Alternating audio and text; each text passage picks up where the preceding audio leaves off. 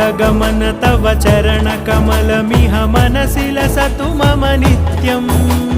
गरुडगमन तव चरणकमलमिह मनसि लसतु मम नित्यम् मनसि लसतु मम नित्यम्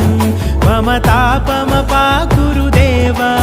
मम पापमपाकुरु देव मम तापमपाकुरु देव मम पापमपाकुरु देव